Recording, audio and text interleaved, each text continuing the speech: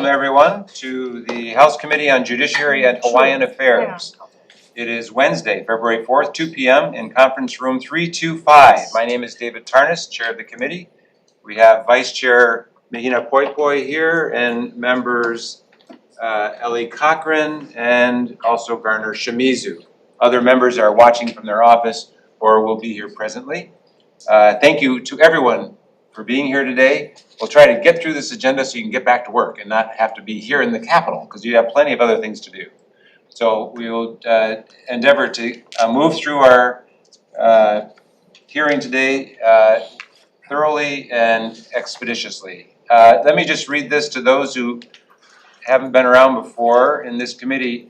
I'd like to, with some exceptions, I'd like to keep testimony to about 2 minutes.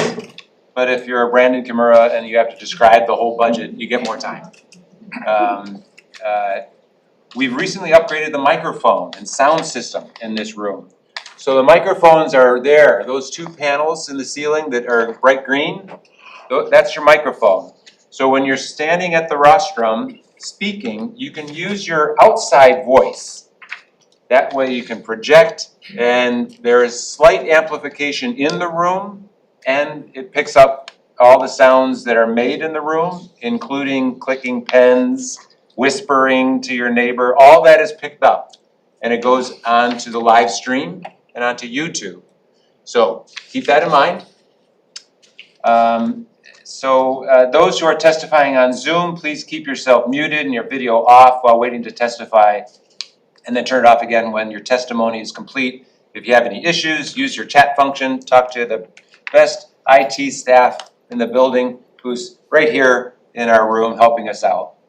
If you're disconnected, don't panic, try to rejoin us and I'll try to fit you in as soon as we can. If the power goes off in the building, which happens, we may have to cancel the meeting and reschedule, and we will post appropriate notice so you'll all know. When you're on Zoom, please avoid using trademarked or copyrighted images. It kicks us off of YouTube, and we don't want that to happen because we want everyone to see your smiling faces when you're testifying. When you're speaking, if you could do it in a way that your auntie would feel comfortable with, unless she uses salty language, please don't use profanity and no uncivil behavior. As I say, it's okay to disagree, but let's not be disagreeable. We're here to do things to help out this wonderful state, its people, and its environment. So with that, let's move into our hearing today. First up, we have House Bill 2095 relating to the judiciary. This appropriates supplemental monies for the judiciary for the fiscal biennium beginning July 1st, 2025 and ending June 30th, 2027. First up, we have Mr. Brandon Kimura, the judiciary.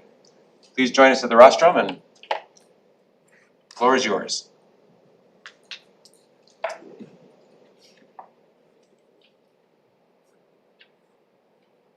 Good afternoon, Chair Tarnas, Vice Chair Poipoi, members of the committee, Brandon Kimura, Administrative Director of the Courts. With me today is Deputy Administrative Director of the Courts, Dalen Heather, and members of our administration and Oahu and Big Island administrators from the judiciary. So thank you very much for hearing the measure. I'm here to testify in strong support of House Bill 2095, the Judiciary Supplemental Budget.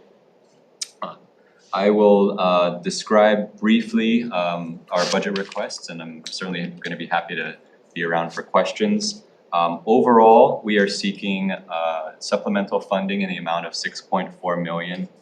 We are certainly mindful of the state's fiscal circumstances and uncertainty. We've taken that seriously into consideration as we've finalized and adjusted downward our budget requests over recent months. And we believe that this amount is appropriate under the circumstances that I'll get into for each of our specific requests. In addition to the funding, we will be requesting 4 permanent full-time positions, which are actually conversions, so a reduction of 3 temporary positions and 1 special fund position. Our operating requests are in 3 general categories: critical security resources, critical services to court users, and critical staffing resources.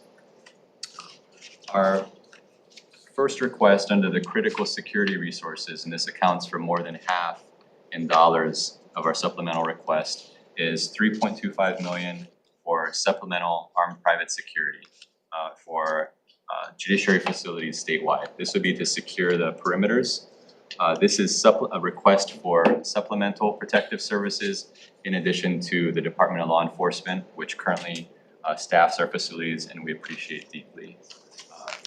We are seeking these funds because try as they might, despite best efforts, the DLE deputies, they simply do not have enough personnel to be at our buildings all day, every day in sufficient number. We've had a number of incidents over the years, including at our front entrances, and this would primarily help us to secure our front entrances. Our second request under the security umbrella is our additional funds for cybersecurity in the amount of little under 200,000, and a transfer of a position, this is a reduction of a special fund and an additional of a permanent position for an identity security architect and an information security architect, which would build out our cybersecurity team. Since December 1, 2025, we've had over 1 million high-risk security attacks, and we've had over 100,000 of those were classified as high-risk security, which means that if they had gotten through, they would have compromised our systems, taking them down or worse. There are jurisdictions across the country, court systems in Georgia and Pennsylvania and LA Superior Court, federal courts where cyber attacks have caused significant either damage or outages or both. And we would seek these resources to ensure continuity of service. In the category of critical services to court users, we have two requests. One is a restoration of funding of purchase of service contracts for substance use treatments to pre-COVID levels. This is a request of about 575,000. Since these funds were reduced early in COVID due to the state's financial circumstances at the time, we have been getting by, if you will, with the reduced amount of funding. We've had to transfer funds from one contract to another and back and forth, and that has caused delays in terms of the provision of services, which has had a detrimental impact on the clients and the probationers who've gone for periods of time without treatment, which we like to avoid. And unfortunately, during those periods, some of them have reoffended, which is of course something we deeply want to avoid for the community as well. And so restoration of these funds would help with continuity for the clients, for the court cases, for the individuals, and we also acknowledge wonderful partners in the service providers. With the reduction of funding, we believe and understand that has had a significant impact on the providers across the state. Across the state, this request, I guess, is in particular a First Circuit on Oahu, but we acknowledge the impact to providers, and this would allow them to rebuild capacity and be more sustainable for the long term. So we make that request. Our second and final request in the services to court users category is restoration of funds for the Office of Public Guardian. Last year, a position in this office on Kauai was vacant during session, and that was defunded. It's a part-time position. It is the only position in the Office of Public Guardian on Kauai, and so without funding for that, we've had to provide those services with OPG personnel from Oahu, Office of Public Guardian personnel from Oahu, from Maui and Big Island. Over months, that has impacted the wards on Kauai, and has also impacted wards in the rest of the state because their guardian has been traveling to Kauai to serve. In the critical staffing resources, we have three requests. The first is to implement the recommendations of the Commission on Salaries that were across the board for the three branches and public officials. Last session, the legislature funded the amounts that were necessary for FY26, but not FY27. So this request is simply for that exact amount. The second is to restore funding for and convert a position on the Big Island in Kona from temporary to permanent. And we're going to redescribe it to a court operations specialist. This is one of the many positions that was defunded early in the pandemic, again, due to the financial circumstances. And since that time, we have come back year over year, very delicately and very thoughtfully requesting funds, a restoration of funds, only when we need it. And when we do so, it's only for a modern need. So at the time, the position that was defunded was a fiscal clerk. And one way or another, our office has found a way to make it work, which credit to them. Right now, what we're seeking is a more modern need of a court operations specialist, which will have the flexibility to continue to help the fiscal office because they do have an incredible volume of work and it's growing in complexity. And they will also be able to do work outside of that area. Most specifically at this point would be helping with the logistics of scheduling due to the increase in court interpreters in Kona. The last staffing resources request and the last operating request would be a no-cost conversion of 2 positions from temporary to permanent in our court-appointed special advocates unit on Oahu. These are positions that work with youth and families who are going through a very difficult time. These are the special advocates, whether it's foster care or other things. And while temporary to permanent or temporary positions anywhere in government or anywhere in state government provides some challenges with recruitment and retention and stability of services. Those concerns are especially highlighted here, where particularly due to the nature of their work and they're serving youth and families who are already in very unstable situations, we seek to change these positions from temporary to permanent, and that would be a no-cost conversion.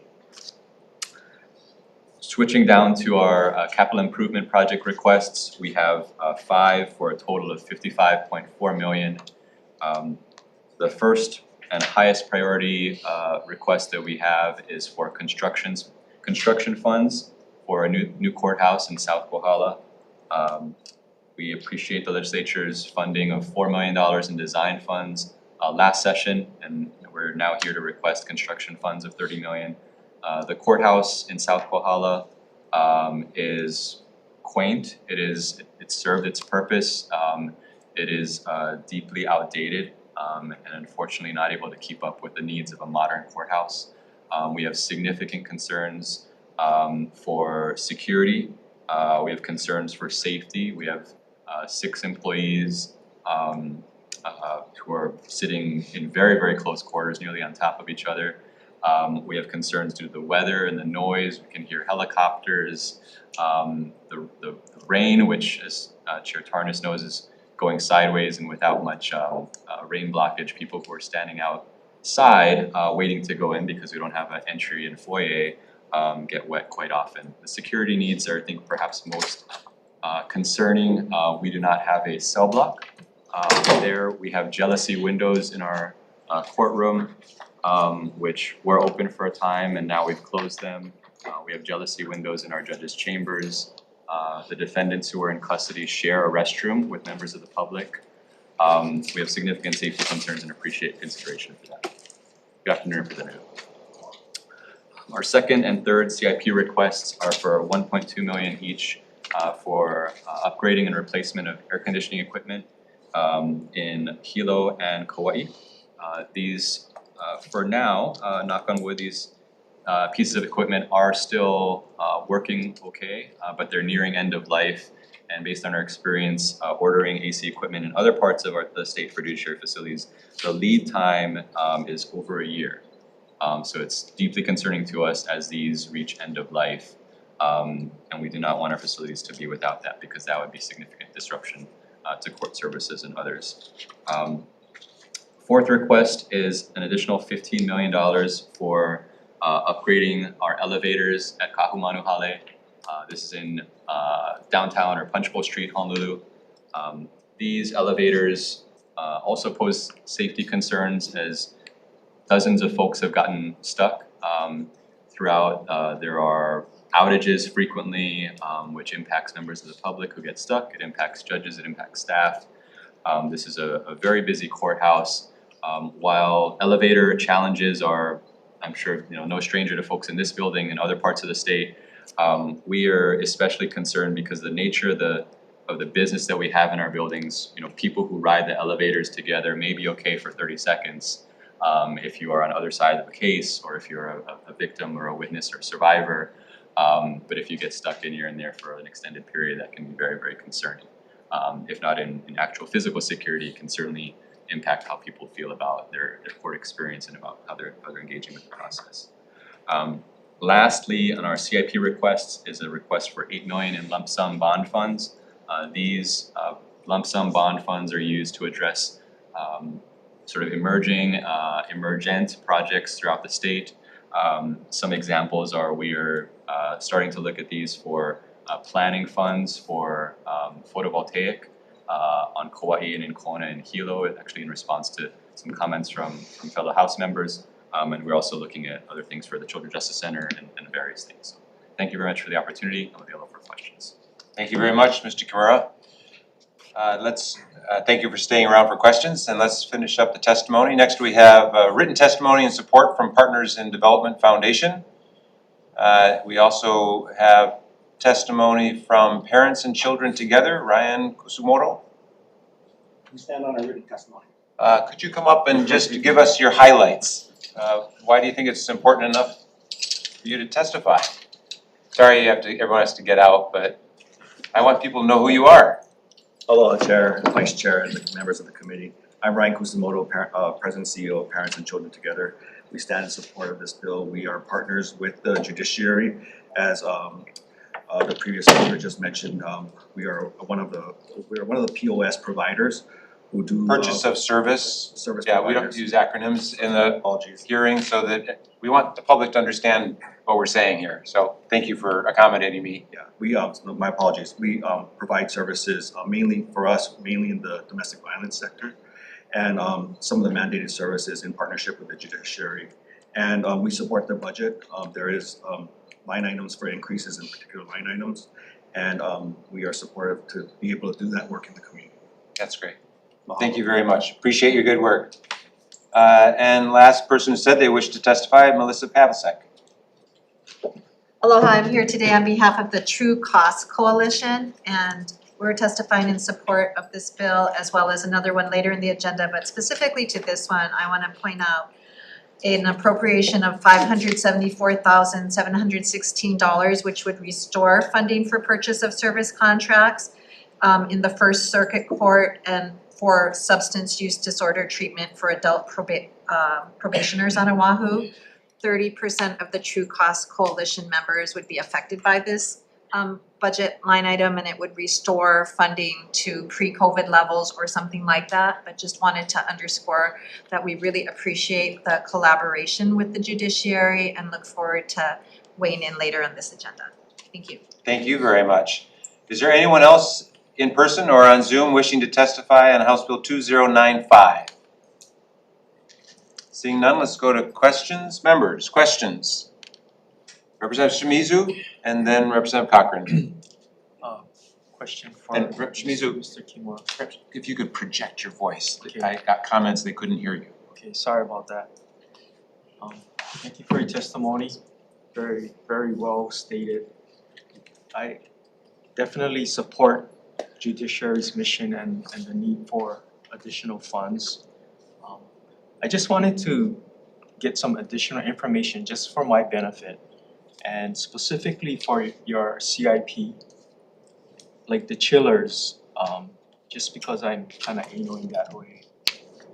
The age of the chillers, and you have a lump sum request for the 8 million. Could you itemize that for me? Sure, thank you, I mean, it doesn't Representative. have to be done at this moment, but I think that would be helpful just for my understanding. Yeah, perhaps you could send me a list of what the lump sum, your thoughts are on use of the lump sum, and I can share it with the committee. Sure, absolutely. For the lump sum, thank you, Representative and Chair, for the questions. For the lump sum, we have some things that I'll certainly share with Chair for the committee. I'll just elaborate briefly that somewhat of the intent of the lump sum is that it allows us a little bit of flexibility for the remaining, as something that comes up. But some of the things that we have in mind, specifics, I'll certainly share. Understood. But my question is not to justify it, just for my information. Absolutely. Also, the elevators, the number of cabs and floors that we're talking about. That 15 million seems like a pretty high number, so I just wanna wrap my brain around Sure. what that is. There are 9 elevators. We have received funding from the legislature earlier, which we deeply appreciate, and that will go towards the first portion. The first will be, this is a project that DAGS manages for us, so we communicate and sort of understand the situation from them. The earlier funding will go towards the first 5 elevators, which are 4 public elevators and an elevator that we use to transport custody defendants up and down.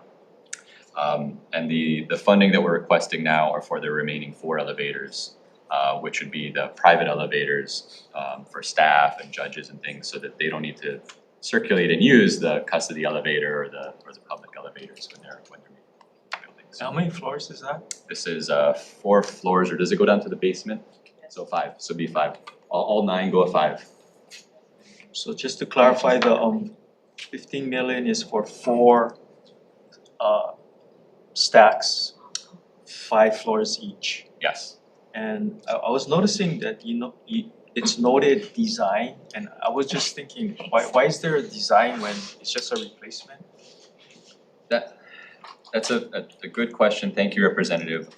In terms of how DAGS characterizes it, I think there are technical aspects of that. We are, as I think we're talking about, sort of late in the project because we've already received funds and put some of that into play.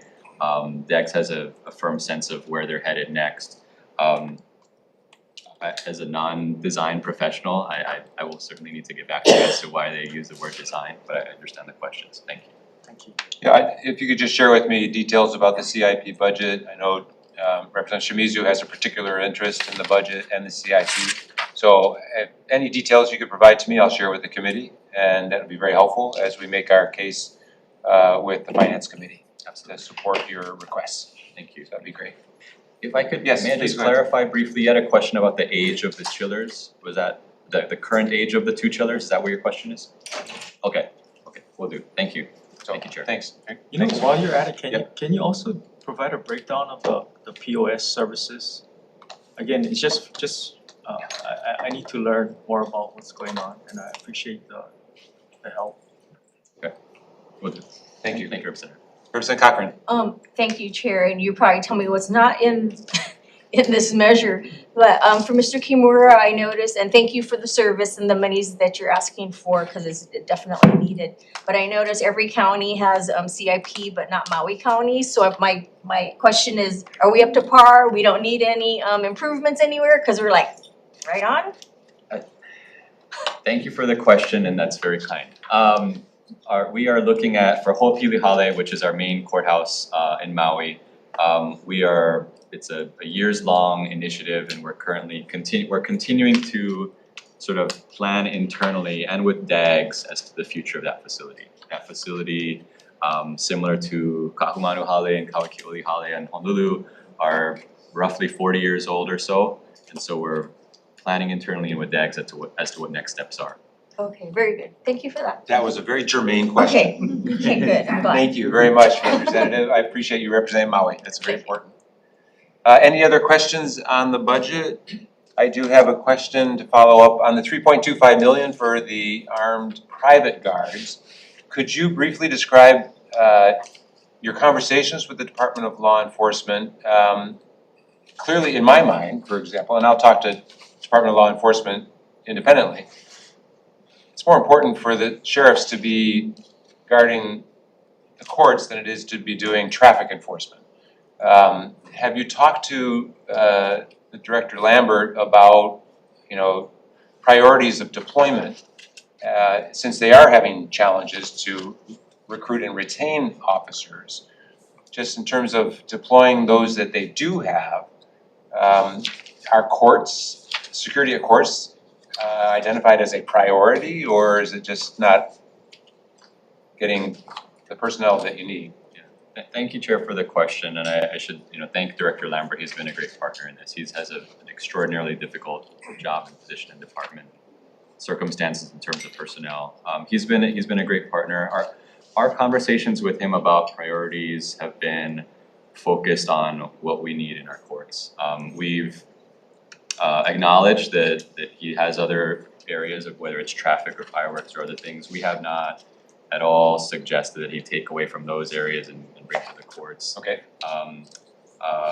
It's just it's sort of as a reality, we have, when we have a couple fewer deputies in a building one day, and that's the same day that he has other things. So haven't discussed with him sort of deprioritizing other missions. okay, Probably the most focused discussion was on a measure a year or two ago that would have sort of more explicitly stated in statute that the DLE's mission is to protect the courts and the Capitol and the government and OG. That was, again, not directed at deprioritizing any other aspect of his mission, but really reinforcing the mission as has been for decades for not only DLE but the predecessor agency.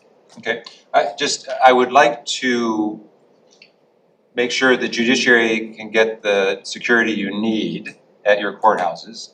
And I would like to help Department of Law Enforcement meet their needs, which is to, have the ability to recruit and retain sheriffs. You're asking for 3.25 million, they're asking for money. I'm trying to see if there's a way we can work together to achieve both. So I look forward to that conversation with you and Director Lambert to see if we can come up with something. Because the legislature might be able to ask for things that one branch of government feels inappropriate to ask another branch of government. Absolutely. And we support their efforts, including the measures this session for Yes. a retention bonus. Our request here, and again, we appreciate their partnership, our request here is we need additional personnel in our buildings now. And that is I think a solid, good long-term plan for him and his department. And it's, but part of it is, that takes time to implement, the academy takes time to Yes. implement, all those things. So I recognize that, but that's part of the budget that I think I want to see if we can do something with, but it's between both DLE and judiciary. Understood. I think Rep. Bellotti has a question, so I'll go over to you now. Thank you, and I apologize for being late. Mr. Kimura, the purchase of service contract request of $574,000 for substance abuse treatment, beds, I'm assuming? That ask? There's a mix of residential and non-residential. Okay, so my question is, I see that it's gonna be a restoration of a previous reduction. And I don't know if you can answer this or if you have some staff who might be able to answer it, but do you folks expend all of those funds when you're given it? Those funds, I would say generally yes, and the answer, the more detailed answer is the impetus for the request. So we have, at the beginning of the year, we will sort of allocate a certain amount for various contracts, different kinds of services or different providers to build not only flexibility but resiliency and backup, if you will, for different kinds of services. As the year goes on, because we have less funds available, and it's smaller amounts for each of these providers or each of these types of services. As the year goes on and some of those run out of money or get close to running out of money, operationally, we need to share with staff, stop referring people to that either provider or that kind of service.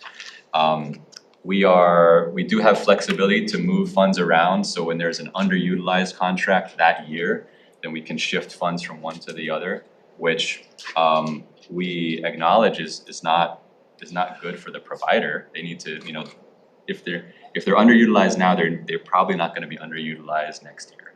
And so that doesn't hurt, that we acknowledge the impact on the provider, but we have to shift funds because we need funds in another contract for another provider.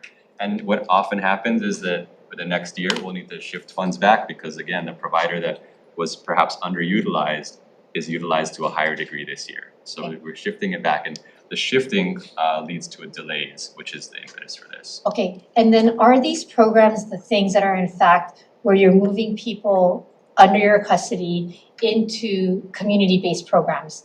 So like, is it the Act 26? Does this help fund some of the Act 26 movement of people? If I'm getting it right, the number correct?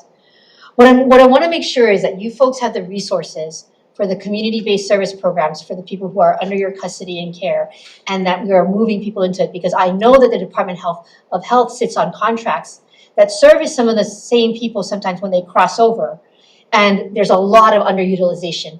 of contracts in the Department of Health. So if we know that you guys are utilizing the monies well, I wanna make sure we're getting you folks the monies. Thank you, Resident, for the question. I'll have to check on the programs. I think these are primarily the general probation and the specialty courts over in circuit court. I'll need to circle back with you and respond if that's okay as to the number of, the kinds of programs that these are used for in district court. And I guess the other thing is that as we add money to it, because that's what you're asking for, is like a addition of this reduction. If the service providers under your contracts are able to provide services, and you guys are putting people in those beds and treatment programs, let's keep doing that, because then that's getting them the care that they need. And that actually helps in my other jurisdiction in the prisons, because those are the people who are flowing in and out of prison to the state hospital and then being released back into community, and everyone's saying that we don't have money.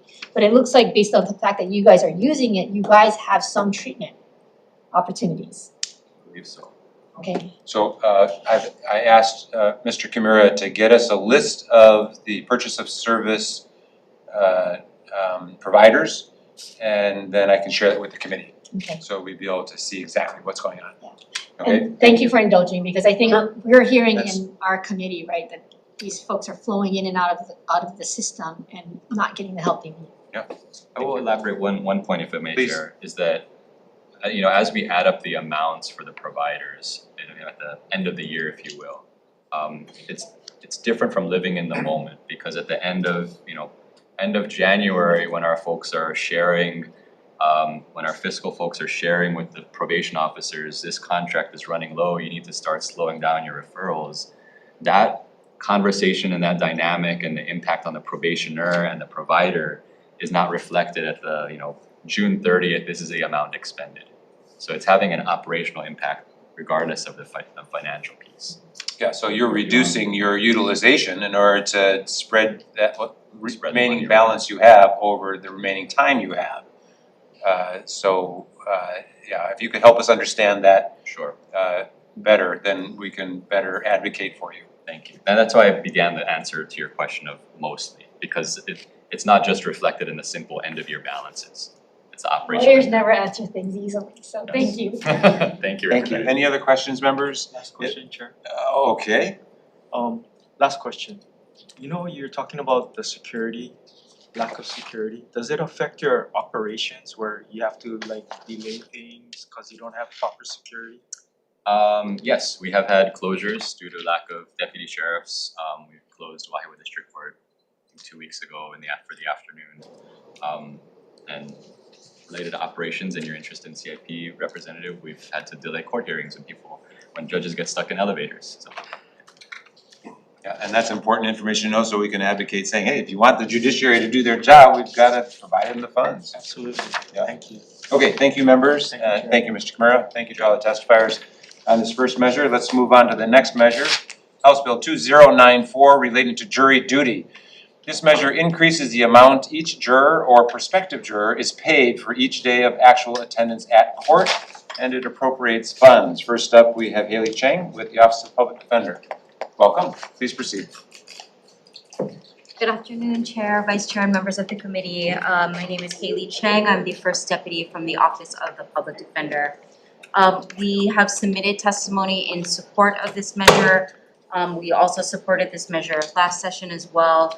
And really, just as a practitioner and a trial attorney who utilizes juries and knows how critical jury service is to the orderly functioning of our system, we truly ask for your support of this measure. It is a nominal increase, but as somebody who does jury trials, I can tell you that one of the biggest hardships for our jurors is the financial sacrifice. We recognize that financial sacrifice is probably part of your civic duty in order to serve jury service, but it can make a big difference, especially when we have trials that last beyond a few days. The last trial that I had lasted almost 7 weeks, and for those jurors, that was definitely a financial hardship. So we stand in strong support, and I will be available for any questions. Thank you very much. Next, we have Dean Hiraki from the Judiciary. Welcome, sir. Floor is yours. Afternoon, Chair Tarnis. Vice Chair Poi Poi. My name is Dean Hiraki. I'm the Deputy Chief Court Administrator for the Third Circuit, Hawaii Island. I'm here representing the state Hawaii Judiciary on House Bill 2094, which increases the pay from $30 to $50. The last increase was back in 1989, and we, like Ms. Chen said, it's a nominal increase. It doesn't replace loss of income, but we wanted to provide an additional, funding for prospective jurors because they do play a major role in our judicial system. Also in the bill, we're asking for $684,385 for the increase of the $20. And thank you for the opportunity to testify, and I'll be available for you. Thank you very much. Appreciate that, Mr. Hiraki. Next, we have Mr. Daniel Hugo. Welcome back. Good to see you again, sir, from the Honolulu Prosecuting Attorney's Office. Please proceed. Good afternoon, Chair, Vice Chair, and members of the committee. Daniel Hugo for the Honolulu Prosecutor's Office, and I'm very happy to support this measure. There's almost nothing I like better going to court than seeing a jury. I wish I could convey to this committee how conscientiously and well so many of our jurors perform their public service. Oftentimes they have to hear extremely hard cases and make decisions that only they can make and bear that moral burden and responsibility. And like this room, a jury represents the essential principle of self-government, that we are the ones who are responsible for our own laws. But for juries to work, just like for democracy to work, a jury must be representative. And unfortunately, too many of our jurors face financial hardships, and those financial hardships fall disproportionately on people who depend on hourly wages, on people who are caregivers, and on vulnerable members of our community. The increase here is not even reflective of inflation, and it's not going to solve that, but it does at least align with the federal standard, which is one small step that we can take. When we go to court, it's tradition for everyone to stand for the judge. The judge stands for only one set of people, and that's the jury. And our respect for juries should be more than symbolic. And this bill takes one small step towards that. Thank you. Thank you very much, Mr. Hugo. And finally, we have Mr. Kagimida, an individual with written testimony in support. Is there anyone else here or on Zoom that wishes to testify on House Bill 2094? If not, questions, members? Seeing none, thank you very much to the testifiers. We'll go on to the next measure. House Bill 1528, proposing an amendment to the Constitution to increase the mandatory retirement age for state justices and judges. It would change it from 70 to 75. First up, we have former Judge Kim. Mr. Kim, welcome, sir. Thank you. Representing the judiciary and speaking from a life of experience. Yes, I'm the poster child. Chairman, Vice Chair, members of the committee. I'm speaking on behalf of the judiciary. The judges and the judiciary strongly support this measure. I know we've tried it before, but in order to have an effective judiciary, we need to have seasoned, effective judges that have experience. When judges enter the bench, they have to learn how to become a judge. And in their best years, many judges are being let go by an arbitrary number, 7-0. This also affects women because they live longer than men. And so it's a sort of form of discrimination. My term as a judge ends November of 2027. But I had to stop because of this constitutional prohibition in continuing as a judge. Many judges and justices end their careers because of this, and they're at their peak. You may ask, well, what mechanisms are in place that can assure the public that if a judge is disabled, either mentally or physically, that there are mechanisms to remove that judge. And there are mechanisms. The Commission on Judicial Conduct is empowered to investigate and to make findings to the Supreme Court. And under the Constitution, the Hawaii Supreme Court has the ability to remove judges or suspend judges for mental or physical disability. So those safeguards are already there. By extending this retirement age by 5 years, you're gonna help the judiciary as well as the Senate, as well as the Judicial Selection Committee, because we won't have delays in finding new judges. And quite frankly, there are a lot of attorneys in their 60s who are in their prime. They have the experience, they have the knowledge, but they're not gonna apply because they know that they can't finish out their term. I know that this august body has supported these type of measures in the past. I believe in past years, it was 80 years. 75 we feel is a sweet spot, and we'll do everything in our power to coordinate with other entities such as the Hawaii State Bar Association and other groups to be able to articulate the reasons why to the public, because this measure only allows the voters to make the decision. And it has not passed in the past, but we feel that it's the right time. And I want to echo what the prosecutor said. Democracy right now depends on a strong judiciary. They are not an agency. The judiciary is the third branch of government. And quite frankly, we need the support here, we need the support now, and this measure will strengthen our judiciary. I stand to answer any questions you may have. Thank you very much, Judge Kim. Next, we have Haley Cheng, Office of the Public Defender. Good afternoon again. The Office of the Public Defender supports this measure. And from the practitioner perspective, as the agency that appears in front of judges at all levels, at district, circuit, family, and at the appellate levels, we are supportive of this because we have seen too many times judges, as Judge Kim referenced, in their prime who are forced into retirement. We believe there are appropriate safeguards to monitor the judges as they age, but we have not seen that be an issue, an overwhelming issue that would preclude the majority of the judiciary from serving until the age of 75. I would also like to highlight one other thing. The institutional knowledge and experience that a judge brings to the bench often takes years to develop. We see that in practice.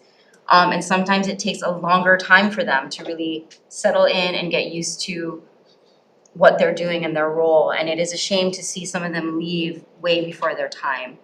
I also think this measure is important because we want attorneys to practice longer and be experienced and qualified before they apply to be judges.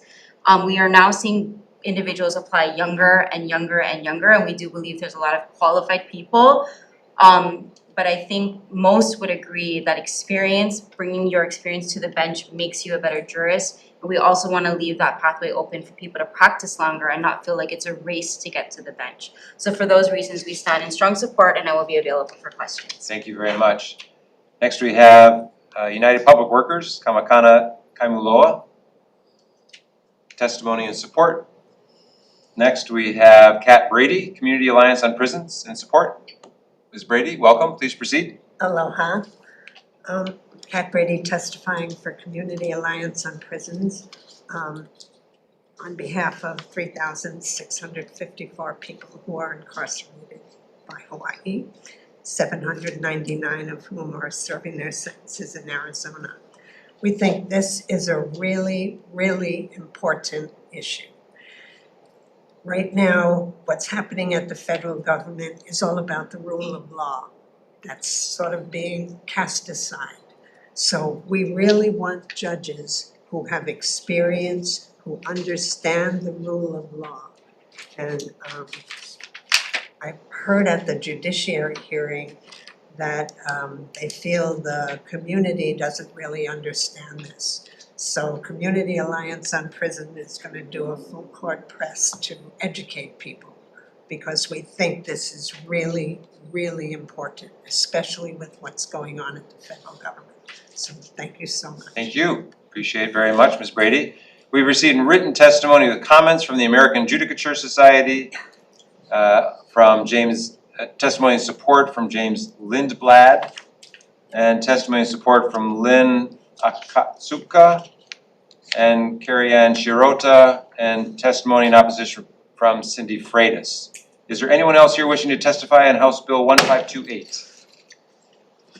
Oh, there you are, Carrie Ann. Here, I just read your name and there you are. Please proceed. Hello, Chair, Vice Chair Poipoi, committee members, Carrie Ann Shirota, community member and a member of the Hawaii State Bar.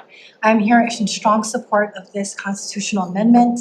I think this is gonna be the year that we're gonna pass this and let the voters decide. As pointed out by Judge here, this number of 70 is arbitrary, and we don't have a mandatory retirement for other professions. We don't require that dentists at the age of 70, if they're still practicing, need to retire, or doctors for that matter. And I'm from the island of Maui, and I can tell you that there is a complete shortage of doctors, and it's difficult to find. And so there was one pediatrician that worked beyond 70 because he's helping to care for my nieces and nephews. And so we need to take a look at not having an arbitrary number. And I know it's been implied that this is discrimination, or it might be, it is. We have Hawaii Revised Statute 378. I previously worked for the Hawaii Civil Rights Commission as an enforcement attorney, enforcing our fair housing, fair employment laws. And we do not have an age requirement. Essentially, if any other profession or job, people come forth and say, I was terminated, or I wasn't hired because I now turned 70 years old, that person could file a complaint in both state, Civil Rights Commission, or the EEOC. And so we need to be consistent in recognizing that that number was based upon an outdated period of time. People are living longer, people in Hawaii live longer than any other states, and we need to acknowledge the wisdom, experience of our judges. So I humbly ask that you pass this measure. Thank you so much. Thank you very much. Anyone else wishing to testify on this measure? Yes, please, go ahead. Aloha, Angela Melody Young, testifying on behalf of CARES, in favor of this bill, with a proposed amendment to page 4, line 19, to extend it to 80 years. Mayor is 83. Thank you.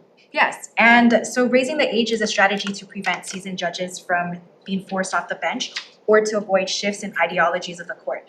If the court is going in that direction, then everything goes in that direction. Verdicts, rulings, overturns, and interpretations. Prisoners to be punished to the fullest extent of the law as sentenced by the presiding judge, the judge gets to make that decision. So keeping a judge as long as possible results in stability in the court system and consistency in rulings when everything goes in one direction under the presiding judge. So I don't know what it's like to be an attorney, but I am going to be studying law and be taking my LSAT soon and hopefully getting into the JD Flex program. Thank you. So I wish you the best. yes, I'm making Thanks. friends with the attorneys and learning about the judges, my court system. Thank you So- for your testimony. Strong favorite, thank you. Thank you very much. Anyone else wishing to testify on this measure? If not, questions, members? Yes, Representative Garcia. Thank you, Chair. For Judge Kim? Yes. Thank you, sir, for being here, and thank you for your service to our state. Question, do you have an estimate of how many judges we are about to lose in the next few years due to this arbitrary cutoff age? Not at my fingertips, but I can provide that information to the chair. I will tell you that in recent past, Judge Crabtree, he had to, he met that threshold. My former judge, Ronald Ibarra, after serving many years, he also hit 70 and he retired. I just want to kind of digress just for a second. Briefly. Just briefly. Judge Ibarra retired at 70, and at 77, he was appointed by the governor and he volunteered to do some work for Lahaina in administering that 1.5 million And so we do have skills, as Liam Neeson says, but I will get the chair that Thank you. information. Please do, please do. And we did, our Chief Justice had to retire because of reaching that mandatory age as well. Thank you. Other questions, members? Members, I would remind you as well that it was mentioned, there was a vote on this, I think in 2014, is that correct? Where it was to increase the age, a constitutional amendment put on the ballot to increase the age to 80, mandatory retirement. 70+% voted against it. So we're trying again and we're going for 75 this time. So that's our strategy. Okay, if there's no other questions, let's move on to the next bill. Thank you to all the testifiers. Next bill, House Bill 2090, relating to domestic abuse orders for protection. This measure removes the requirement that requests to withhold from public inspection the petition record of a denied temporary restraining order or a denied protective order be made orally. First up, we have Scott Boone with the Judiciary. Sir, the floor is yours. Good afternoon, Chair Tarnas. Good afternoon, Vice Chair Poi Poi, committee members. My name is Scott Boone. I'm a staff attorney for the Family Court of the First Circuit. I'm here representing the Judiciary on this package bill, and we stand on our written testimony, and I'm happy to answer any questions the committee has. Could you highlight why this is important that we pass this bill? From my perspective, Chair, this just eliminates a loophole in the recently passed act. It gives flexibility to domestic abuse survivors to file their motion, both written and orally, both at the temporary restraining order stage as well as the order for protection stage. So it would help those who are filing the orders. Correct, Chair. Got it. Okay, thank you very much. Thank you. And thanks for sticking around for questions. Next, Ms. Mercado with the Hawaii State Coalition Against Domestic Violence. Welcome back. Please proceed. Aloha Chair, Vice Chair, Committee members. I'm Angie Mercado, the Executive Director of the Hawaii State Coalition Against Domestic Violence, here representing our 20-member programs who provide domestic violence services, shelter, and are also our allied partners. And so I stand on our written testimony and will also clarify why this is very important for our survivors who are going through the family court system and petitioning for domestic violence protective orders, or really where the genesis of this act came from a couple of years ago, is the fact that what we have seen is that survivors may be receiving retaliatory protective orders. So their abusive partner may be retaliating against them for some reason, whether it could be they've taken out a protective order against them or in child custody matters, for instance. And so what happens is that the courts will have, there will be a protective order petition against a survivor perhaps, and then the courts will not make a judgment, they won't grant the temporary restraining order. And so, but it'll still show up, you can look at eCourt Kokua and find this. Ripple effects in the survivor's life, inability to get a job, maybe it comes up in a custody hearing or something of that nature. And so the intention of this measure is for the survivor to make a request of the judge to actually restrict this particular petition and the decision from public viewing, accessible to law enforcement as necessary. The problem is when you have an ex parte petition, it's the four corners of the paper that the judges are looking at, and there isn't an actual hearing. So the judge will receive this, so there is no opportunity for a survivor to actually make a request. And then we get to the second section that this measure looks at, which is 586 5.5, and this happens when, okay, TRO has been granted, but then parties show up for an order to show cause hearing, and then the judge does not grant the protective order.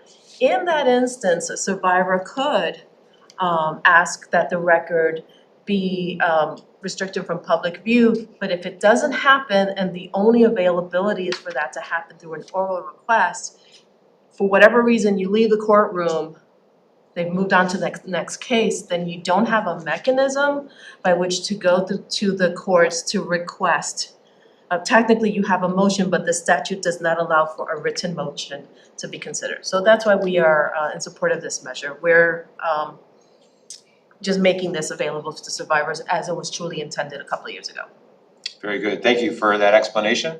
Anyone else wishing to testify on House Bill 2090? Yes. Angela Melody Young, testifying on behalf of CARES.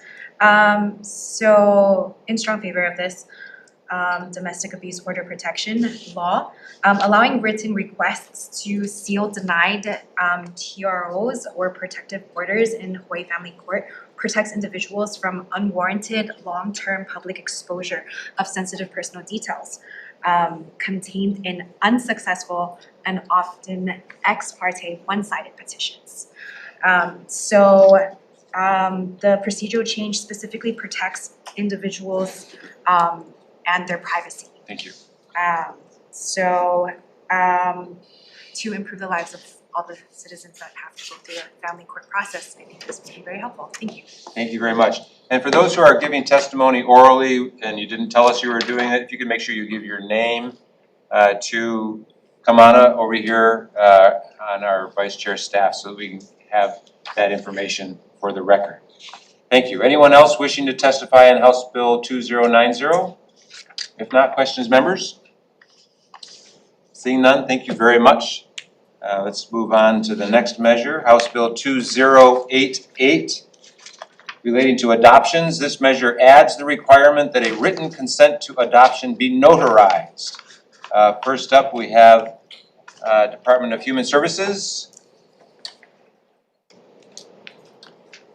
Introduce yourself. You're clearly not Director Yamane. I am not. Aloha, Aloha. Chair, Vice Chair, members of the committee.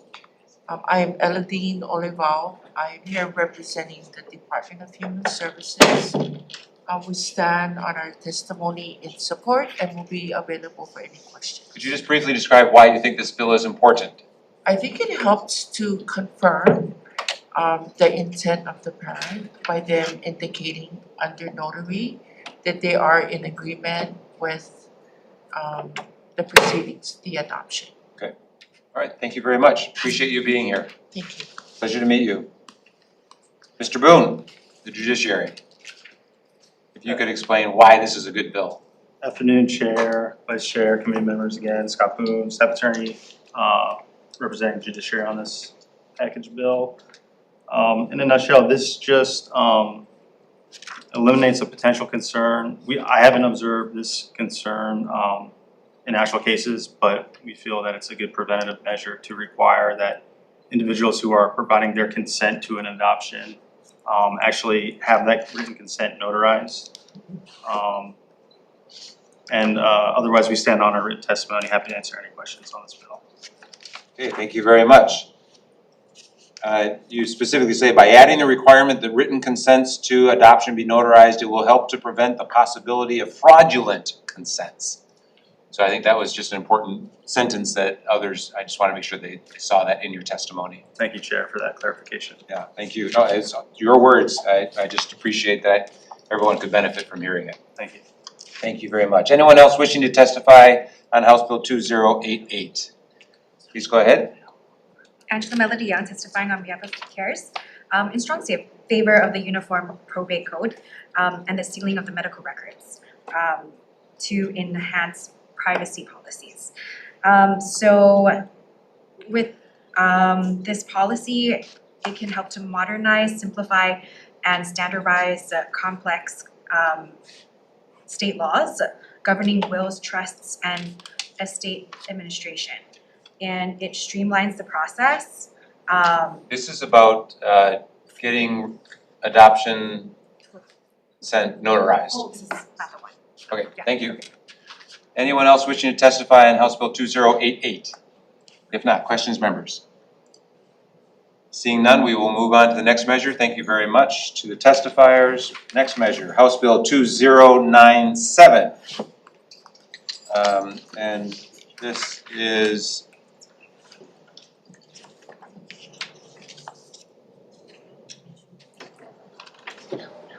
relating to administrative driver's license revocation. Authorizes administrative driver's license revocation hearings to be conducted using interactive conference technology, including teleconference, video conference, and voice over internet protocol systems. clarifies that evidence in hearings conducted by interactive conference technology may be submitted and exchanged electronically. First up, we have Carolee Harada. Hello, please proceed. Hi, Oh, you're Chair. practicing what's in the bill. You're doing it by telecommunication. Yes, good afternoon, Chair Tarnas, Vice Chair Poi Poi, and members of the committee. I am Carolee Harada, Chief Adjudicator at the Administrative Driver's License Revocation Office. This measure provides for Zoom hearings as an alternative to in-person and telephonic hearings. This bill is not a mandate. It's just another option for those who prefer Zoom. Zoom has been used successfully since 2021 in response to the COVID pandemic. In fact, Zoom has become the platform of choice among all parties involved in our ADLRO hearings. Since all parties can easily attend the hearings from any location, it makes it more likely that the parties will actually appear at hearing. It is efficient, effective, and saves the judiciary time and money. Thank you for the opportunity to testify, and I'm here for any questions. Thank you very much, appreciate it. And just for members' edification, ADLRO is the Administrative Driver's License Revocation Office. And Carolee Harada is the Chief Adjudicator for that office. Thank you very much, and if there's questions, we can go back to her. Is there anyone else wishing to testify on House Bill 2097? If not, questions, members?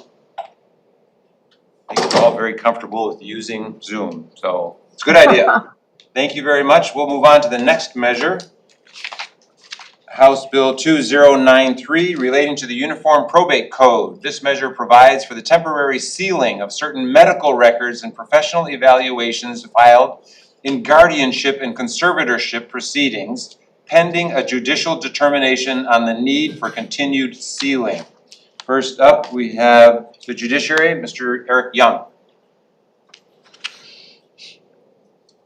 Good afternoon, Chair, Vice Chair, and members. My name is Eric Young. I'm appearing on behalf of Chief Judge Castagnetti in her capacity as Chair of the Committee on Uniform Practices. I'm a member of that committee as well. The bill, there's written testimony that's been submitted by the committee, and I just stand in support of that written testimony. Could you briefly describe why this is a good bill? Yes, Chair, thank you for the question. The bill addresses this Ninth Circuit Court of Appeals decision in Civil Beat Law Center versus Miley.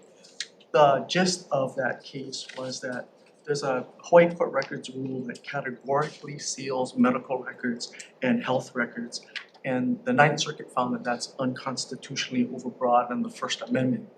So the Probate Committee reviewed that decision in connection with specific laws that pertain to the guardianship and conservatorship procedure. And evidence of a person's incapacity is central to the adjudication of conservatorship and guardianship cases. This bill creates a streamlined and efficient uniform procedure in both conservatorship and guardianship cases where the evidence that's presented regarding the perspective or the finding of incapacity of a protected person or respondent is temporarily sealed but subject to a judicial hearing and a determination regarding whether or not it's justified to continue the sealing or not. That's an innovative solution. Thank you for putting that in the bill. Thank you for the explanation. Thank you. Any other testifiers on HB 2093 in the room or on Zoom? Please proceed. Angela Melody Young, CARES. Wishing to comment. So relating to the sealing of certain medical records, someone might attempt to use selective or misinterpreted medical records to prove that a deceased person was not mentally capable when they drafted or created a will, aiming to invalidate it and to inherit more from the trust. So this act, if enacted in good faith, then protects certain medical records from being made public. For example, like maybe the person had seizures and someone tries to prove like they're not mentally capable to sign a will or something. So it just helps to modernize, simplify, and to standardize the complex laws governing the Uniform Probate Code. Thank you. Thank you very much. Anyone else wishing to testify on this measure? Any questions? If not, let's move on to the next measure. House Bill 2181 relating to the judiciary requires the judiciary to develop, implement, and administer an automated court appearance reminder system that generates text message or electronic mail notifications from upcoming court appearances in certain types of cases and appropriates funds. First up, Haley Cheng, who had to leave to go to another hearing. She provided testimony in strong support, and members can read that. And if Ms. Cheng can return in time, we might have her give testimony. Next, we have testimony from the judiciary, Michelle Acosta. Welcome. Good afternoon, Chair and members of the committee. I'm Michelle Acosta, Deputy Chief Court Administrator for the First Circuit here on behalf of the judiciary. We did submit written testimony with comments, and to summarize our written testimony and also perhaps supplement it a bit. The judiciary established an electronic court hearing reminder system called eReminder in February of 2021. The eReminder is a free courtesy service that is available for use by any party to a case, attorneys, interested parties, and any members of the public. The user opts to receive text messages or email messages, which include the following information: the case name, case ID number, the date, time, and location of the court hearing. And these messages are sent out 7 days prior, the day before, and at 6 o'clock a.m. in the morning the day of your hearing. Currently, the system is an opt-in, meaning anyone wishing to receive a text reminder on their phone or via email must sign up for the service.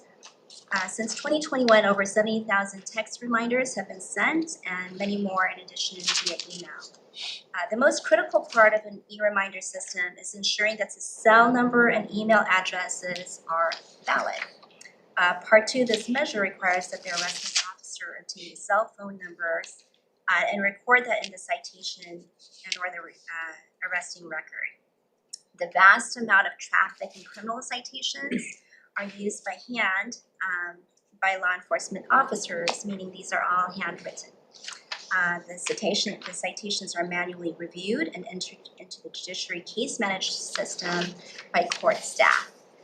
Because the e-reminder system is not linked with the judiciary case management system, court staff would need to manually register the cell phone and email addresses into the reminder system separately from the case management.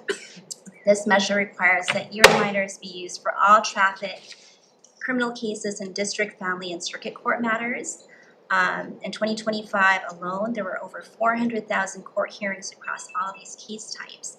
This would drastically increase the number of e-reminders sent.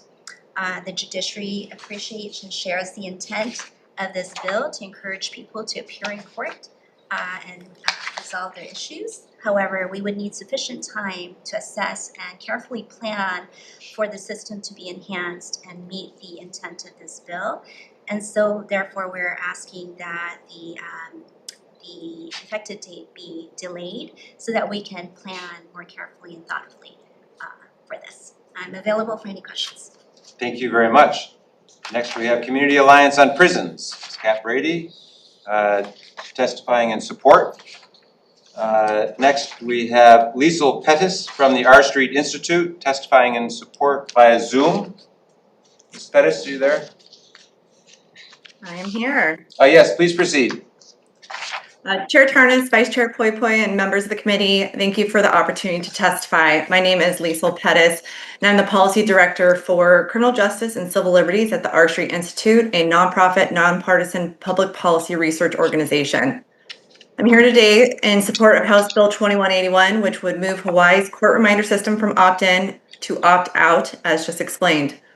This is a small procedural change, but delivers real results to reduce failures to appear. Right now in Hawaii, defendants must take the extra step of signing up to receive court reminders. Behavioral science and evidence from other states shows that small hurdle can suppress participation. Even with the best intentions, often reminder systems can be cumbersome to navigate. And I do encourage committee members to try out the Hawaii system. As a result, many states with opt-in systems can see enrollment rates under 5%, but when reminders are automated, participation rises to 70 to 90%. With increased enrollment, many states have seen failures to appear drop by 20 to 40%. That matters because missed court dates aren't just about personal accountability. They have system-wide costs. That means fewer bench warrants, fewer court delays, and fewer taxpayer dollars spent on unnecessary enforcement. Automated reminders are gaining traction nationwide with bipartisan support. States like Texas, Arizona, New Mexico, and Colorado have adopted automated court reminders. Virginia, Ohio, and Michigan are all considering similar changes right now. In fact, Virginia's Senate Judiciary Committee unanimously passed such legislation today. I've also heard firsthand from both prosecutors and public defenders across the states who support the change. It's also cost effective. These systems are generally implemented for $35,000 to $600,000 and maintained for less than $1 per case. Meanwhile, a single missed court appearance is estimated to cost $1,500. In today's world, where nearly 98% of Americans have a cell phone, reminders aren't just common, they're expected. From our dentist to our hairstylist, people assume that they will get notified of all important appointments.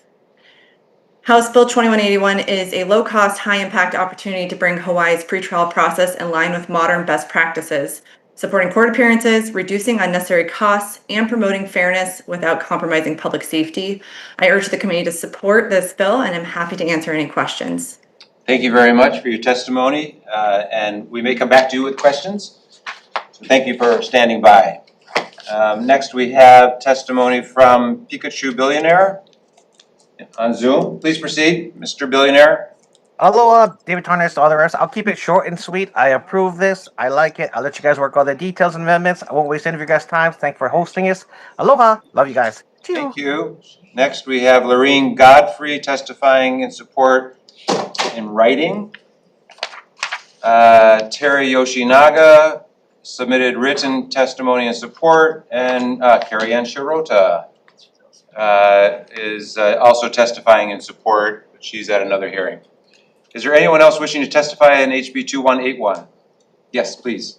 Melissa Pavlicek. My name is Melissa Pavlicek. I serve as a pro bono mentor to 3 University of Hawaii law students and a Chaminade undergraduate student in a program called Opportunity for Youth Hawaii. And we have testified in support of notification systems before. The purpose of our program is to reduce youth incarceration. I realize the students did not have an opportunity to submit testimony in time. If you would allow us to register our support for this measure and submit it online, I would welcome being part of the conversation going forward if this bill moves. Thank you very much. If you could just work with Kamana, who's going to be at that table soon, you can figure that out. Thank you. Anyone else wishing to testify? Yes, please. Angela Melody, I'm testifying on behalf of CARES. I'm in strong favor of this legislation. So amendment to page 4, I'd like to propose to line 16. You could put to include the email address as well to keep up with this modern generation. And so basically, I think what this bill does is that it transmits a text message or electronic mail notification to certain persons who are required to appear in court at a future court date. So I think it's a good bill because now they're more obligated to come. Yeah, so thank you. Thank you very much. Anyone else wishing to testify on this measure? If not, questions, members? I have a question for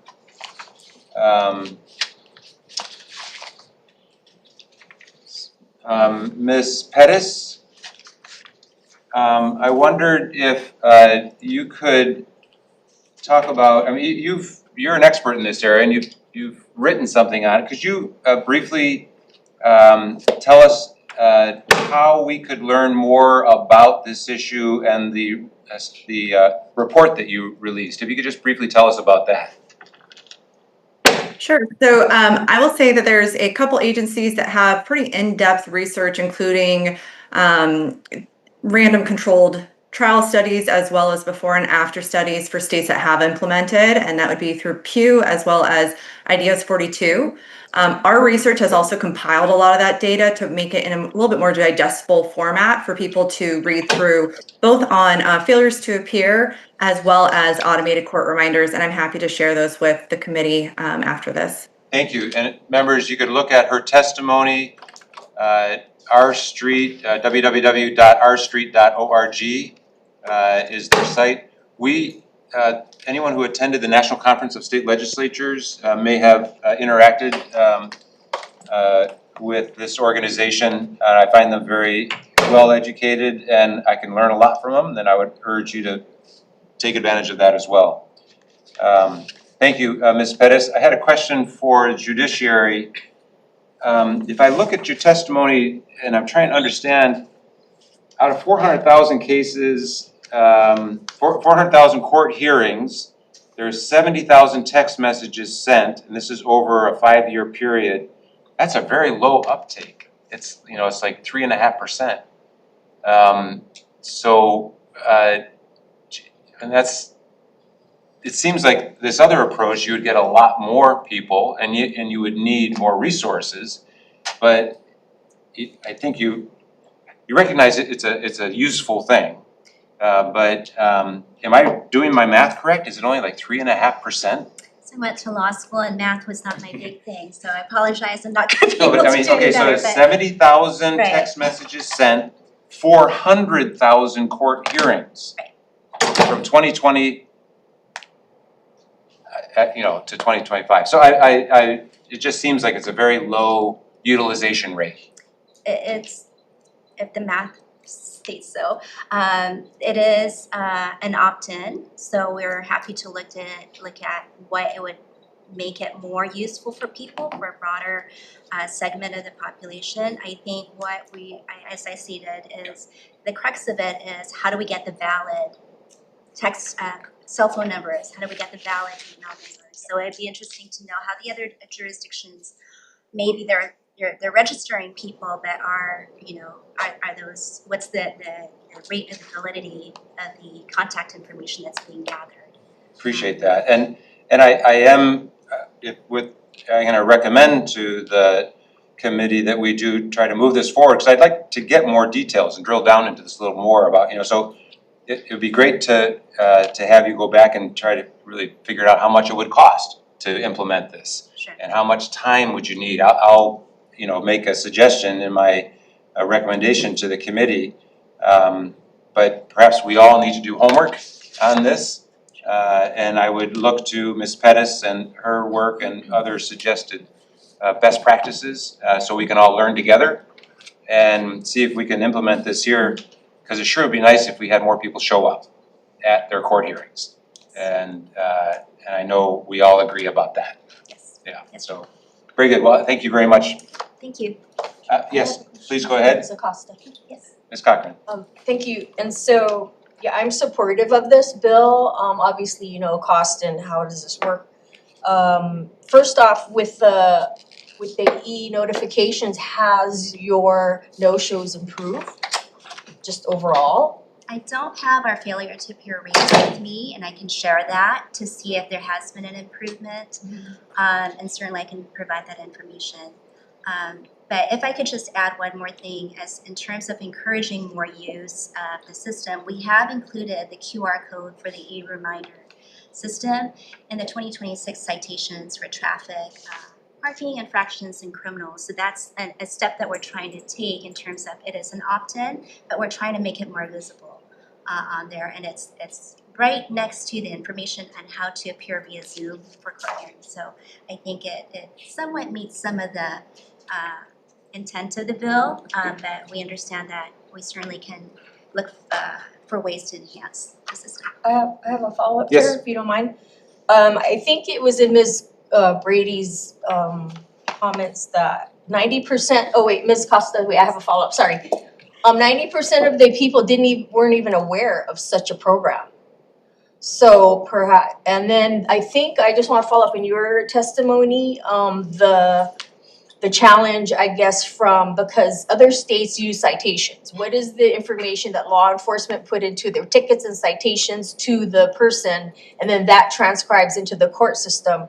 Did you say that these tickets are handwritten, hard to read their writing, or? Yes, yep. Okay, All of and the then above. you have to physically pull up every ticket, type it into your computer or whatever. So I'm just wondering if there's a way to find some kind of program, maybe some of these other states like Arizona and New Mexico, which have an increase of 75 to 90% of turnout for court hearings, that have the opt-out option. I'm just wondering if there's like, when they do the reports in their police department, it already forwards into your the court system, or I don't know, something like that. But I think, again, research and, We all gotta do our learn homework. more to see how other states do it, but I'm supportive of that. Right. So I was just wondering what that challenge was for you. So it is handwritten citations. We have some electronic citation programs that are happening in various police departments, but those are not widely used just yet. So it is handwritten citations. We'll take a look at that technology as to how those can be scanned and read and put in, but at this point it is manual handwriting, manual entry. Thank you. We have one more question from Vice Chair. You mentioned invalid cell phone and email information. Do you have data on how many invalid cell phone or emails you have?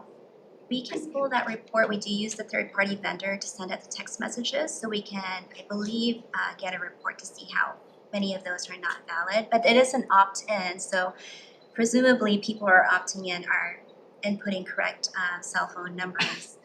It would be interesting to hear from other jurisdictions where the citing officer is entering the phone number, if it's a correct number that's being provided, or it's just a different type of a bogus phone number. Yeah, I know there is a way to scrub lists of invalid data, but I don't know much more than that.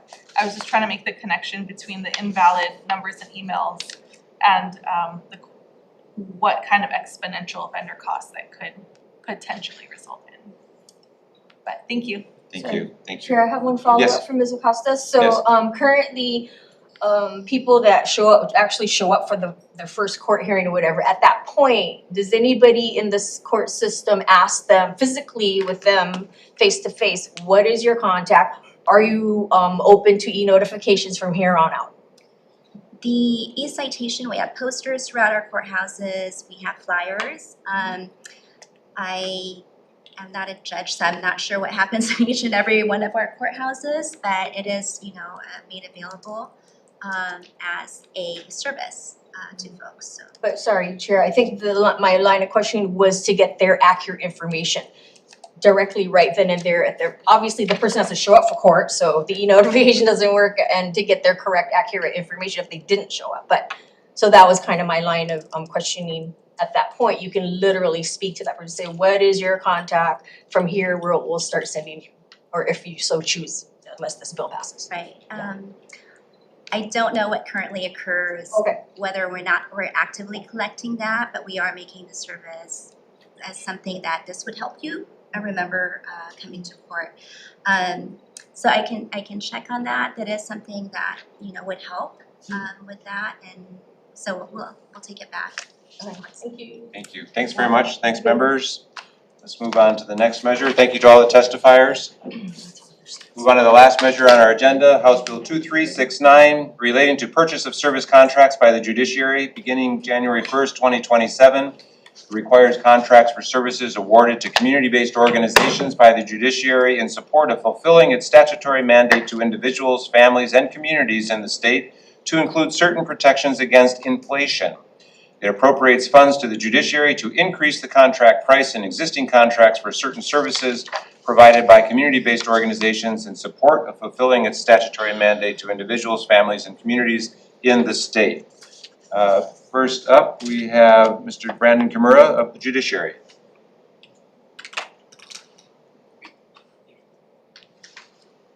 Thank you, Chair, Vice Chair, members of the committee, Brandon Kimura, Administrative Director of the Courts. We'd submitted as written testimony only, but happy to share verbally what we described and be available to answer any questions if that would be helpful. We provide comments here, we support and we acknowledge the intent. As discussed earlier on our budget measure, we certainly appreciate and would like to support and provide, be available as a pass-through for sustainable funding for our incredible partners and purchase service providers. So we acknowledge and support the intent of the measure.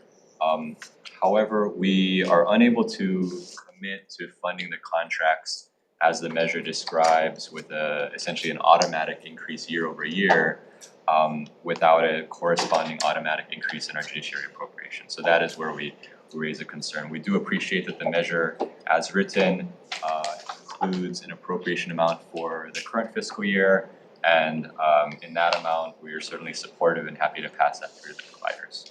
Available for questions. Thank you. Yeah, thank you very much. Next, we have written testimony in support from the Office of the Public Defender, Ku'ikahi Mediation Center, and then we have testimony on Zoom from Halekipa, Venus Rosette Maderos. Please proceed. Aloha Chair, Vice Chair, and members of the committee. My name is Venus Rossetti Maderos, and I'm the President and CEO of Halekipa. We're a community-based organization that has partnered with the judiciary for over 55 years to serve our youth, families, and individuals involved in the court system. I am here today in strong support of SB 2369. Community-based organizations are essential partners in fulfilling the judiciary's statutory mandate.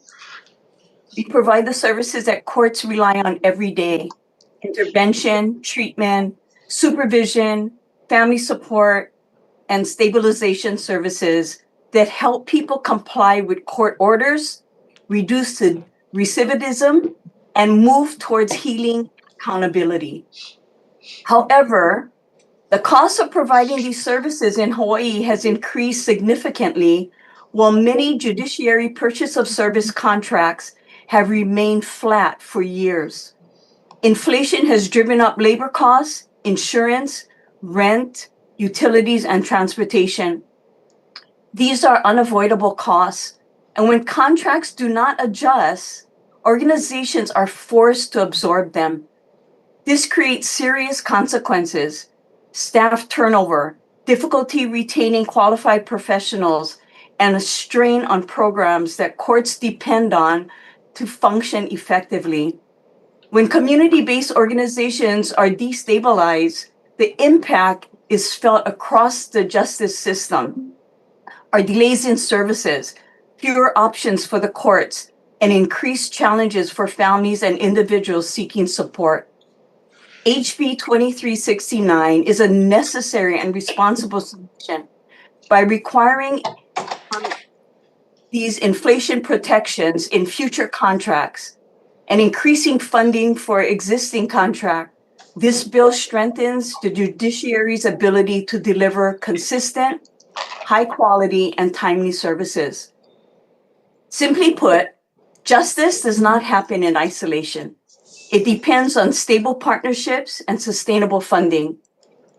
HB 2369 recognizes that reality, and it ensures that community-based organizations can continue to meet the expectations placed upon them. I respectfully urge you to pass HB 2369. Doing so supports access to justice, strengthens our court system, and ensures better outcomes for our individuals, our families, and communities across Hawaii. So mahalo for the opportunity to testify. Thank you, Ms. Rosette Maderos. Next, we have Ryan Kusumoto, Parents and Children Together, in support. Thank you for coming up to testify. Thank you, Chair Tarnas, Vice Chair Poi Poi, and members of the committee. Again, I'm Ryan Kusumoto, President and CEO of Parents and Children Together, and I'm a member of the True Cost Coalition as well. Thank you for the opportunity to testify in support of HB 2369. As I mentioned earlier, PACT is a statewide social service organization. We're founded by the residents of Kuhio Park Terrace in 1968. We currently provide services on all islands with 20 programs, and we partner with the judiciary on some of those programs and are grateful for that partnership. I would concur with what the previous testifier, Venus, said from Halekipa, and I'd like to just sort of emphasize and add that the reality is that nonprofits have been subsidizing government mandated services for many years through purchase of service contracts. While the expectations and the requirements have remained the same, or in many cases, reimbursements in many cases have increased, as Venus mentioned, reimbursement rates have remained flat and do not reflect the true cost of service delivery. Historically, to do that work, we have relied on fundraising and other limited sources of revenues to fill those gaps. But I would say that we are really at a critical point in the ability to sustainably finance the work in this way. So HB 2369 is a critical step forward. It recognizes the rising cost, directly impact the ability of the community-based organizations to continue to provide high quality and effective services. And by updating and adjusting the reimbursement rates, this bill takes a step forward so organizations can do, again, what Venus had mentioned, is to retain qualified staff, meet contractual requirements, and continue to serve the community effectively.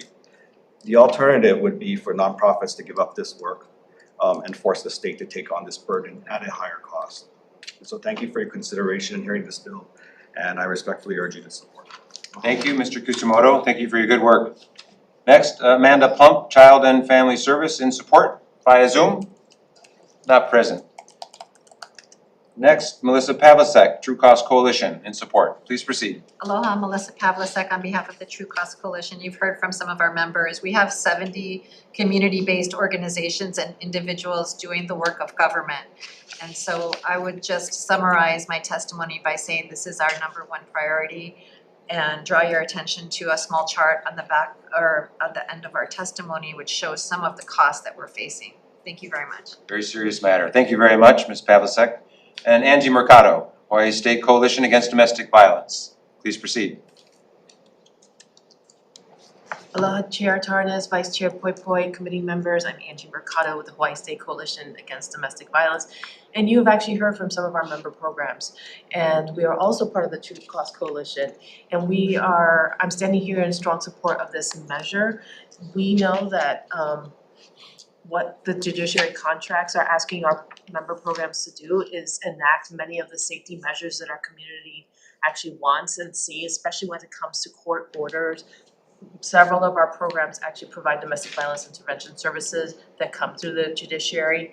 And I just wanna say that how we value safety and survivor safety in our community is also reflected in our budgets and what we allocate to that. So I urge this committee to please pass this measure so that we can, it is the end of the day, isn't it? So that we can actually really, fulfill our commitment to survivors, but also to the many people who invest and train their staff and ensuring that they're getting the best quality services out there. So thank you for this opportunity. Aloha. Thank you, Angie. Thanks for your good work. So there's 21 testimonies that we've received, all of them in support. Anyone else wishing to testify on this measure? Please proceed. Angela Melody Young cares. In strong favor of this legislation. I think the goal is to ensure the continued delivery of programs and essential services provided by a team of community-based organizations supporting the court system and the vulnerable populations. And so the legislation, it targets community-based organizations working with the Hawaii judiciary and has contracts to provide better services like legal aid, counseling, rehabilitation programs to help the vulnerable population. And I think what this bill is trying to do, it tries to raise awareness about the much needed services and that there needs to be an appropriation of funds. And so when the state helps to support the nonprofits and the businesses who is providing the support system to the judiciary, then it helps to maximize your resources. And instead of having to drain or burden like the state offices that cannot provide these services. So yeah, for example, like inflation in gas prices for the office assistant to help at the attorney's office, to help process things, right? We're probably gonna need an appropriation of funding, so. Thank you. Thank you. Thank you very much. Anyone else wishing to testify on this measure? If not, questions, members, Representative Belatti. For Mr. Kimura. I want to provide a little context for my question. The True Cost Coalition and the work that they are doing is tremendously important, and I think they're giving us good information about how we need to make sure that our purchase of service contracts stay current, because what's happening essentially is that that entire sector has not had a raise for over 20 years. And these are the people who are providing the most important critical services in the areas of substance abuse treatment, mental health treatment. These are the people that we rely to make sure that people are being cared for.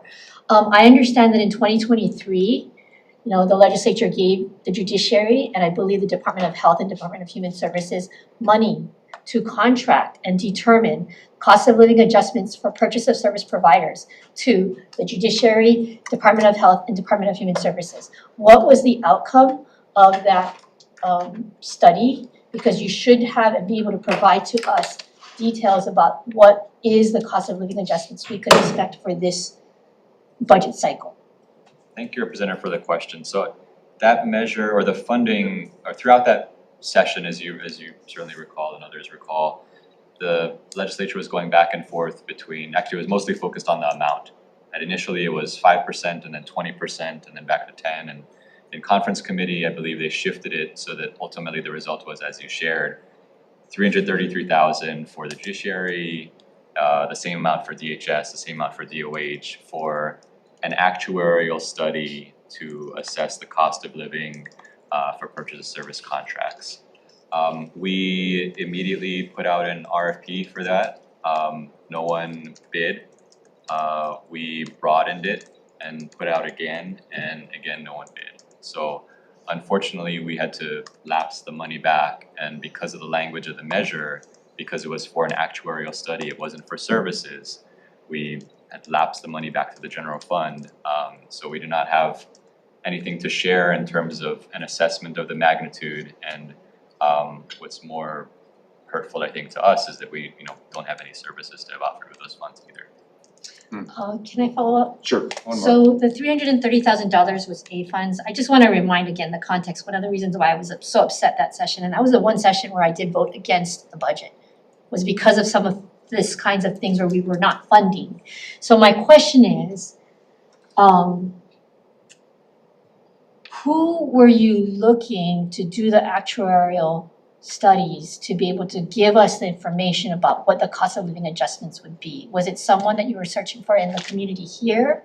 Or was it a I'm kind of confused about, because where do we get this information? If we wanted to determine what that information was, where would we get that information? Through regular procurement, when we issue an RFP, we post it online.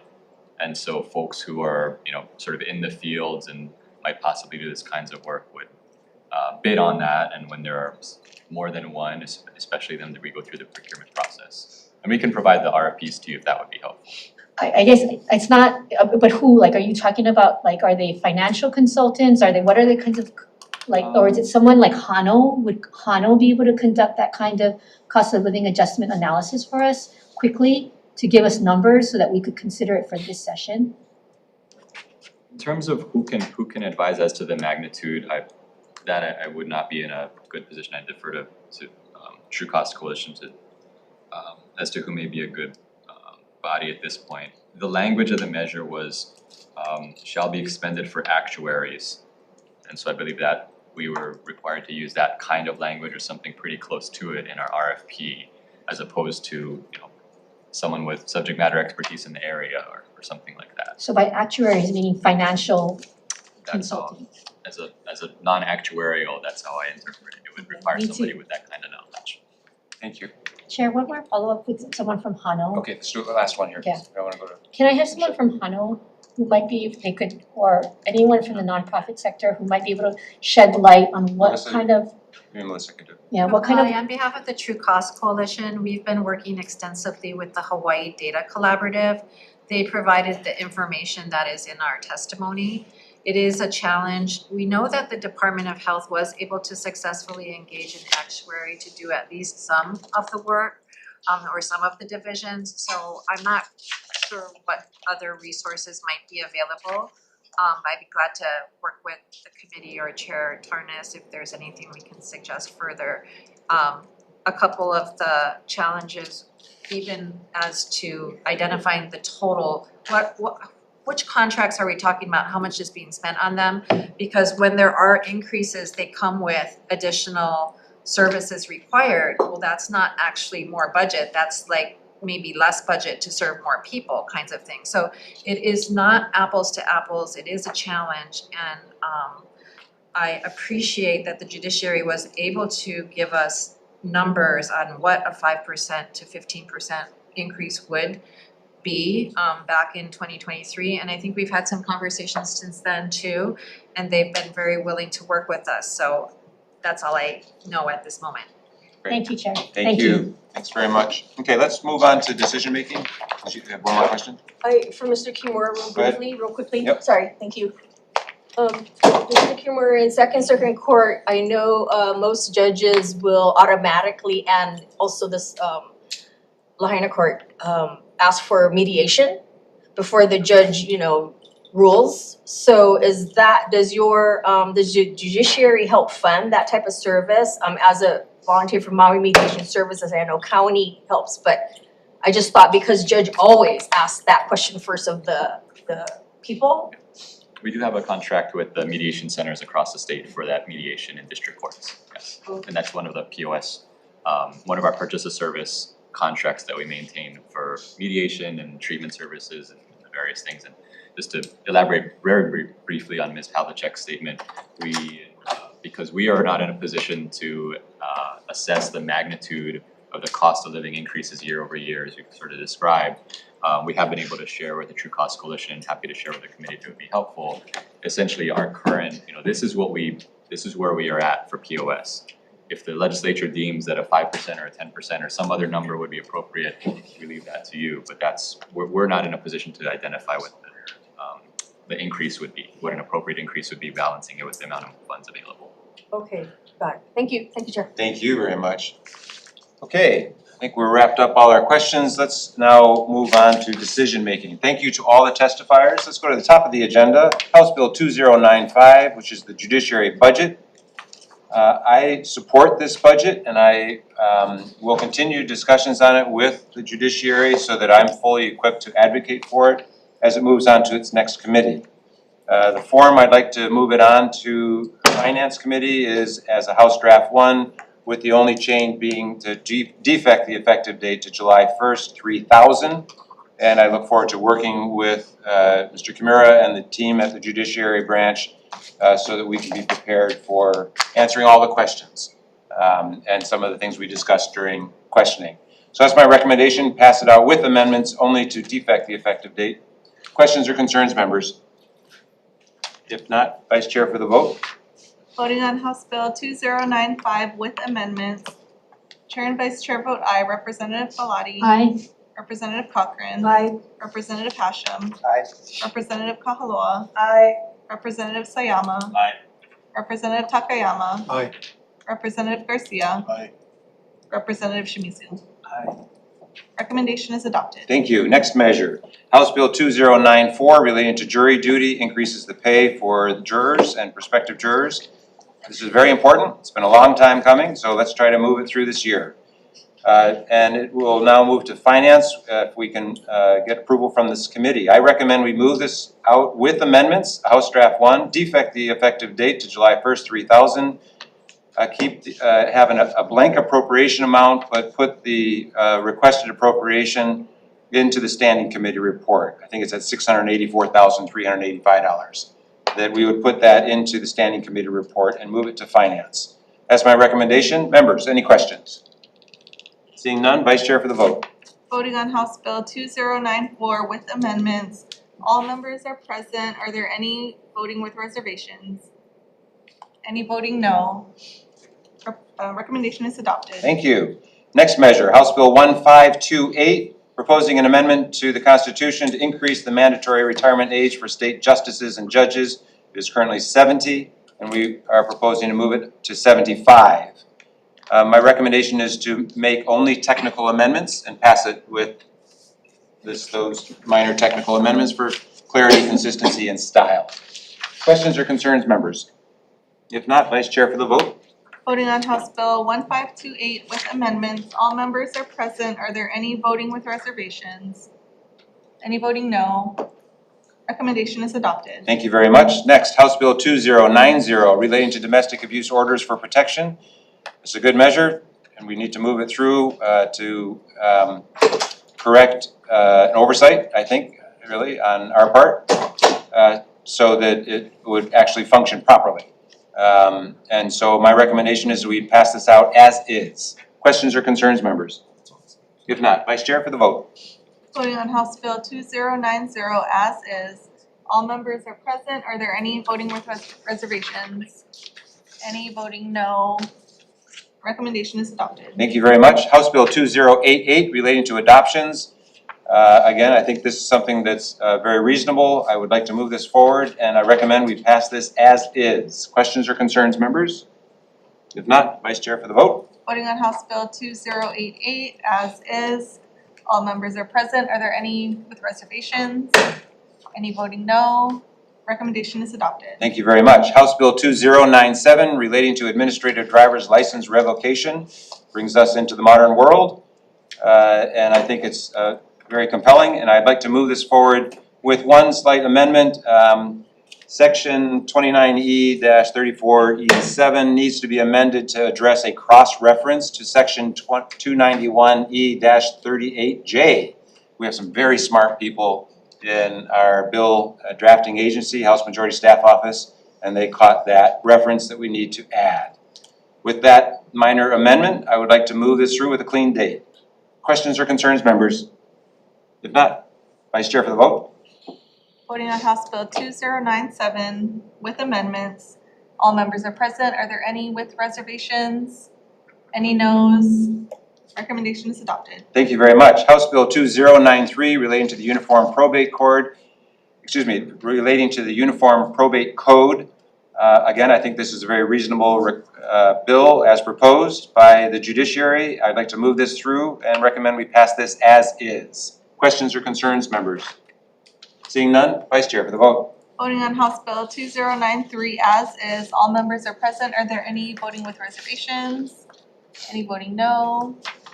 Recommendation is adopted. Thank you. Next bill, House Bill 2181. I think this is a really good bill, and I know it's a stretch, but I think I've seen it from studies as really working well elsewhere. So I'd like to move this forward, and I would ask the COCUA of the judiciary to help us to figure out how we're going to make this work. I recognize you'll need funding and you'll need time, but I do think that this is a good system. I did work with the folks that we heard earlier, Liesl Pettis, to come up with some recommended amendments, which I will read in just a moment. But I'd like to move this forward and again ask the COCUA of the judiciary to make that make sure we do that properly, and we address your concerns. So I'd like to move this forward. My recommended amendments, I want to make technical amendments for clarity, consistency, and style. On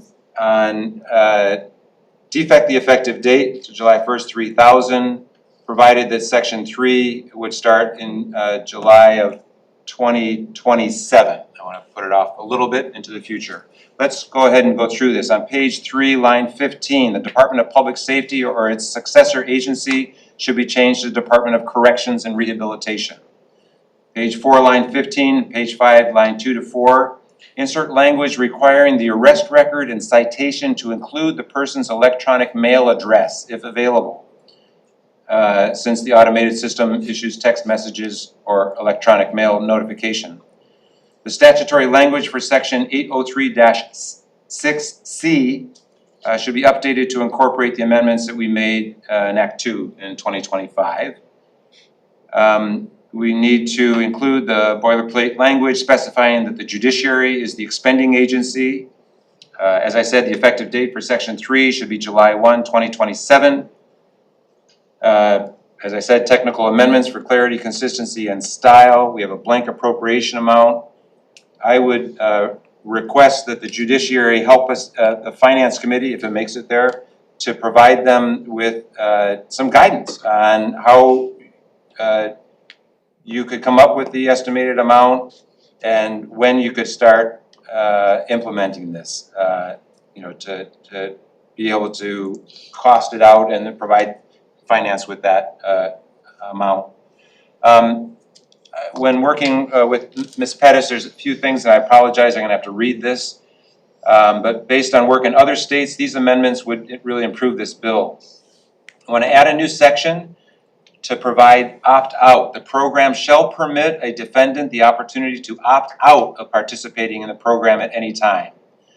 I want to also say that information in this that's gathered through this program cannot be used for prosecution.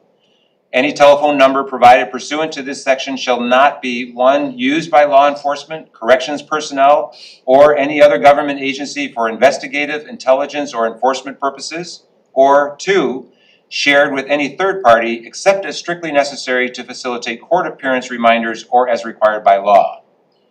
Also, refusal to provide a telephone number to a law enforcement officer, corrections personnel, or court staff shall not be, 1, held against the defendant for any purpose, 2, considered evidence of guilt, or 3, used adversely against the defendant in any criminal proceeding.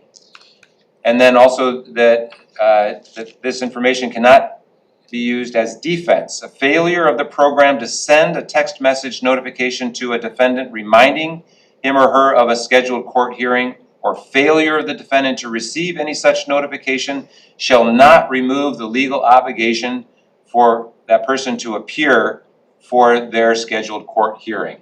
Many of these things you already have in your disclaimers on your form to fill out the to participate in this, but I want to put it into the statute so it's clear. Collection of the phone number. The current language is on page 4, line 15 to 17. The person shall note in the arrest record the arrestee's mobile telephone number or a mobile telephone number at which the arrestee may be reliably contacted.